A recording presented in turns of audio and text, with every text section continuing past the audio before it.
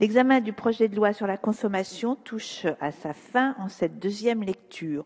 Ce texte comble un retard de notre pays par rapport à nos proches voisins et améliore le droit des consommateurs. Il innove en faisant entrer dans notre droit une mesure attendue depuis longtemps en permettant aux consommateurs d'organiser des actions de groupe contre certains abus en matière de consommation de biens et de services.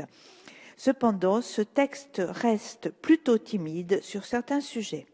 Je cite les avancées qui nous paraissent les plus intéressantes: amélioration de l'information et renforcement des droits contractuels des consommateurs, soutien à la réparabilité des produits avec de nouvelles dispositions sur l'information pré-contractuelle, meilleures informations concernant le démarchage et la vente à distance et sur les différents types de contrats, dans les foires et salons, dans le cas de métaux précieux, entre autres, et autres mesures d'adaptation au droit de l'Union européenne.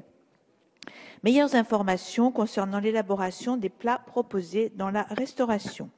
Possibilité pour les vendeurs d'afficher un double prix pour un même bien, prix de vente et prix d'usage. Cette information est un encouragement à l'économie de la fonctionnalité et à l'économie circulaire, ceci à l'initiative de notre groupe.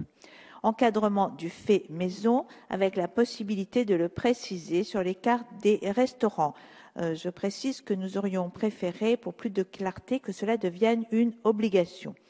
Sur le surendettement, la loi prévoit aussi des mesures pour protéger la maison d'habitation, notamment pour ceux qui sont propriétaires. Ainsi, des mesures de rééchelonnement des dettes pourront être mises en place sans que le bien ne soit vendu. Il faut aussi retenir la mise en place d'un encadrement juridique des magasins de producteurs. Enfin, je tiens à souligner le travail transpartisan des parlementaires sur l'étiquetage concernant l'origine des viandes et l'esprit volontaire du gouvernement sur ce sujet dans ses discussions avec la Commission européenne. Nous ne pouvons que l'encourager à rester ferme dans cette direction. En cela, la délégation parlementaire qui s'est déplacée avec Monsieur le ministre pour rencontrer le commissaire Borg a permis de défendre le point de vue de la France. La traçabilité est un élément déterminant pour la sécurité et la qualité, mais aussi pour la relocalisation des productions. La mise en place d'indications géographiques pour les produits manufacturés va également dans le sens d'encourager les productions locales. Cependant, il n'en reste pas moins que nous aurions souhaité que les dispositions adoptées aillent plus avant, entre autres pour ce qui concerne l'action de groupe, la reconnaissance de l'obsolescence programmée ou encore la disparition des frais pour les comptes bancaires inactifs. En effet, la mise en place de l'action de groupe pour les biens de consommation est une nouveauté et un progrès incontestable de notre droit. L'action de groupe devrait changer en profondeur les rapports entre consommateurs, vendeurs et fabricants. Son rôle n'est pas tant répressif qu'incitatif pour s'engager vers des productions de qualité. Nous regrettons toutefois qu'un pas supplémentaire vers une action de groupe en matière d'environnement et de santé n'ait pas été franchi. C'est en ce sens que nous avons déposé un amendement pour faire des propositions. Pourriez-vous nous dire, Monsieur le ministre, nous préciser quelles sont les intentions du gouvernement en matière d'action de groupe concernant la santé et l'environnement? La suppression des frais bancaires sur les comptes inactifs serait nécessaire. En effet, le coût de la gestion de ces comptes inactifs est très faible et même proche de zéro, alors que l'argent qui y sommeille est valorisé par les banques. C'est donc un point pour lequel nous continuons à proposer des avancées. Enfin, au sujet des garanties sur les produits et sur l'obsolescence, il reste du chemin à parcourir. Une avancée importante avait été votée par le Sénat qui portait le délai de conformité à 24 mois.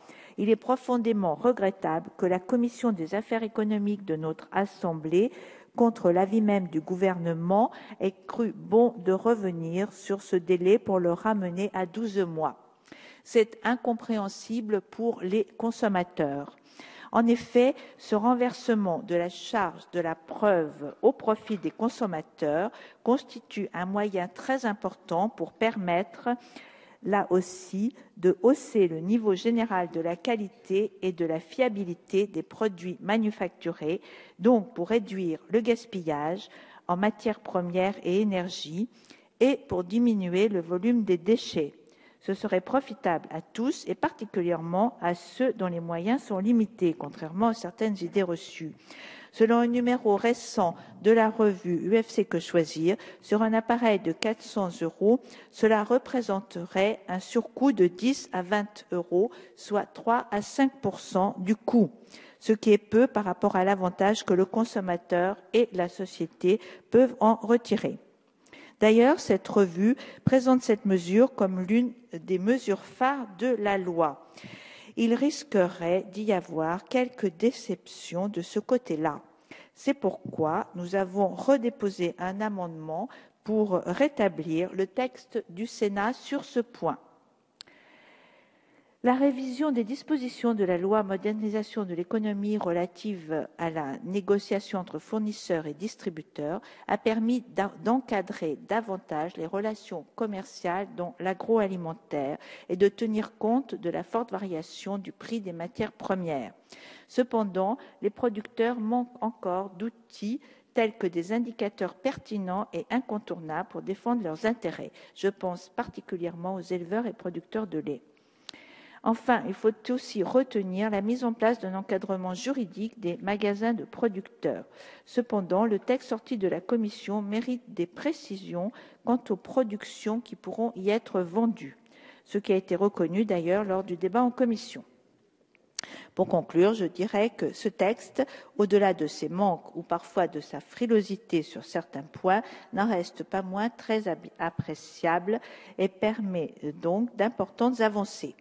L'ensemble des amendements que nous avons déposés visent à l'améliorer et le renforcer. Je tiens à remercier Monsieur le ministre et son cabinet qui, au-delà de nos différences d'appréciation sur certains points, ont fait preuve d'une écoute attentive. Merci pour votre écoute. Merci Madame.